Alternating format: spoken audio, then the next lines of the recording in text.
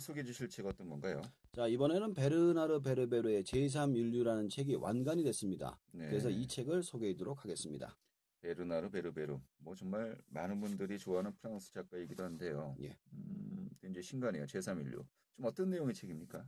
자, 우선 이 책의 제목이 왜 제3인류라고 이야기하는 것이 전체 내용을 간단하게 소개해 줄 수 있을 것 같은데요.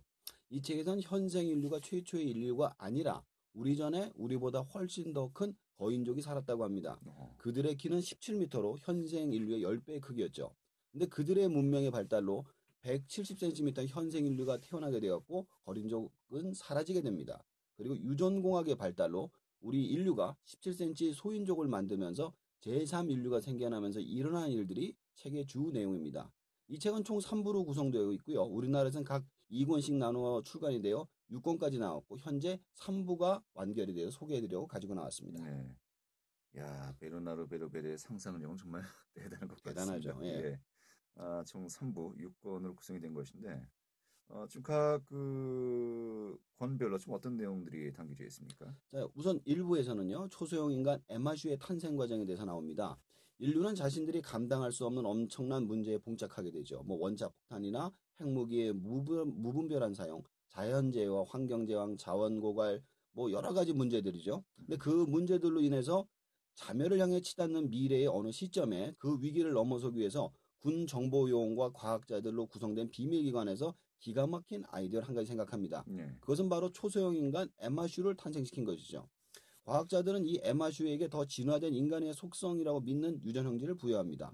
예를 들어 인간보다 더 작고 여성적이며 방사능 오염의 환경에 대한 내성을 가지게 만들었습니다.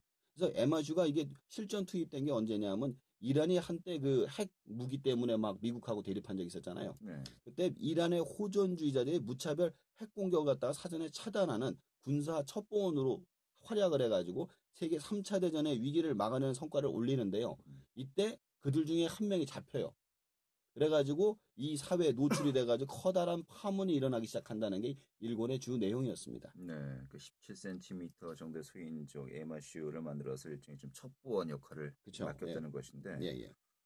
근데 이것이 이제 지금 비밀로 하다가 붙잡힌 거죠. 노출이 되면서 이제 문제가 발생을 한다는 것이요. 그렇죠. 예, 예. 이게 일부까지인데 2부는 어떤 내용이 담겨져 자, 있습니까? 2부에서는 이제 이게 일단 노출이 됐으니까 세상 사람이 다 알게 됐잖아요. 음, 그래서 일단 에마슈의 활약과 인간과의 갈등에 대해서 나옵니다. 초소형 인간 에마슈들은 작은 몸, 오염에 대한 강한 내성, 기민한 판단력을 가진 강점을 해 인간이 진입할 수 없는 사고 현장에 인간을 구출하는 공개적인 활동을 하면서 우호적인 여론이 형성이 됩니다. 이를 바탕으로 피그미 프로덕션이라는 에마슈 파견 용역 회사가 설립되죠. 음, 그래서 에마슈들이 각종 구조 현장과 의료, 기술, 일반 가정생활 영역까지 임대 파견되는 등 인기를 얻어가면서 인간 사회에 순조롭게 합류를 하는데 음, 문제가 발생합니다. 한 인간 소년이 에마슈를 학대하고 살해하는 사건이 벌어진 것이죠. 어허, 이에 대한 처벌을 어떻게 내놓고 법정까지 올라가게 되는데 여기서 법정에서는 에마슈를 그냥 인간의 소유물로 이야기를 한 거예요. 어허, 예. 그러니까 이 에마슈들이 화가 날 거 아니에요. 근데 더 큰 문제가 생겼어요. 중국에서 에마슈들을 갖다 대량 생산을 해가지고 헐값에 또 임대동원 판매하는 사태가 벌어지게 된 거죠. 중국산인가요? 예, 중국산이에요. 예, 그래서 예. 인간을 신으로 받아들이면서 복종을 하던 그 에마슈들이 자신들의 음, 존엄성에 눈을 뜨면서 이제 대립을 하고 저항을 한다는 이야기가 주 내용이 되겠습니다. 네. 그러니까 일부까지는 정말 비밀리에 콕서스의 그 소인적이 있었는데 2부에서는 뭐 정말 광범위하게 예, 인간들과 함께 생활합니다마는 뭐 일종의 좀 애완견식으로 그렇죠. 여기게 되었고 뭐 예, 아까도 이야기했지만 중국산까지 나오면서 예, 대량 정체성 생산이 된 혼란도 거죠. 겪게 예, 되고요. 예, 그러니까 아마도 이제 갈등을 겪게 된다는 것인데 그렇죠. 3부는 3부는 그 이후에 이제 이야기가 또 어떻게 전개되는지 궁금해 예, 지겠고요. 그렇죠. 이제 3부는 이렇게 시작을 해요. 이제 1억 톤의 소행성이 12일 대 지구와 충돌할 위기가 생긴다는 얘기로 시작을 합니다. 음, 이 소행성을 파괴하기 위해서 200개국 정상들이 모여서 긴급 회의를 하죠. 네. 이미 한 차례 지구를 위협하는 소행성을 파괴한 경험이 있었던 초소형 인간 에마슈들이 림프 93 로켓을 소행성에 맞서기로 합니다. 네. 이게 로켓 발사 예정일에 에마슈들의 나라 마이크로랜드에 거대한 쓰나미가 발생을 해요. 그래서 로켓이 발사 못할 위기가 있었는데 다행히 로켓은 발사를 하고 근데 그 있던 에마슈들이 다 죽게 생겼잖아요. 아하, 예. 근데 이 에마슈들이 죽게 생겼는데 다른 나라 아무도 도와주려고 안 한 음, 거예요. 음, 거기 그래서 이제 러시아에 있는 수상 비행기에다가 모두 다 대포해가지고 안전하게 보내게 됩니다. 자, 근데 소행성에 이제 간 에마슈들이 소행성을 딱 가서 폭파시키려고 보니까 소행성에 생명체가 살고 있다는 것을 발견해요. 그래서 원래 계획대로 소행성을 파괴하자는 의견과 취소하자는 의견이 충돌하게 되죠. 근데 시간이 계속 가는 거예요. 에마주들이 다투는 동안에 소행성이 지구로 돌진을 하게 되는데요. 그래서 전 인류가 죽음을 기다리던 중에 소행성이 대기권을 돌입한 직후 림프구 13호에 탑승한 에마주가 핵폭탄으로 소행성을 파괴합니다. 이 충돌과 파편으로 30억의 인류가 죽어요. 네. 인구의 절반이 죽습니다. 그 희생을 가지고 인간들을 에마주의 탓으로 돌리기 시작하죠.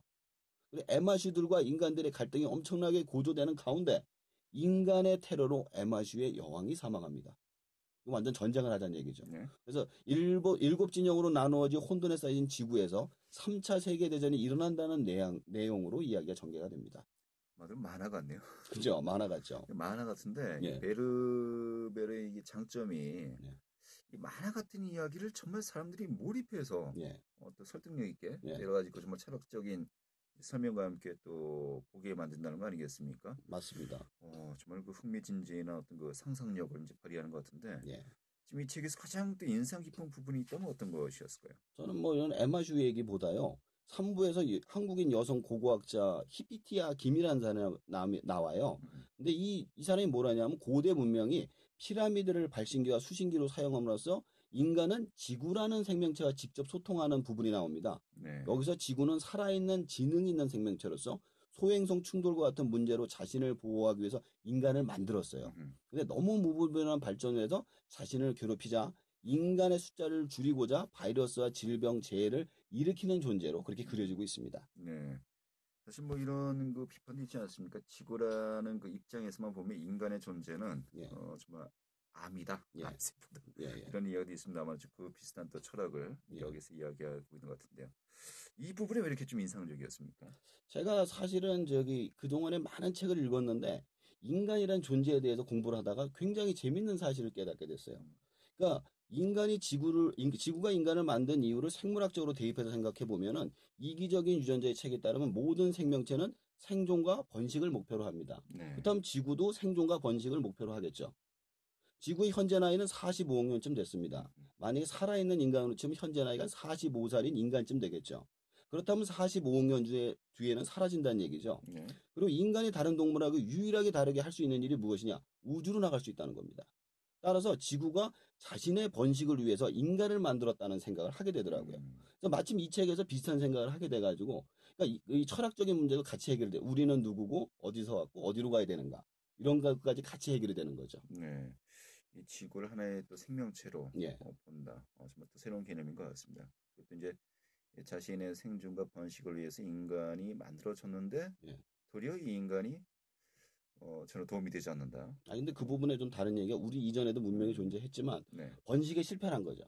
그래서 지구가 쓸어버리고 우리 인간을 다시 만든 거죠. 그러니까 예. 예. 지금 인간도 어떻게 이렇게 될지 모릅니다. 예. 알겠습니다. 잘 들었고요. 정말 좀 몰입을 하게 될 그런 내용들이 있지 않나 싶네요.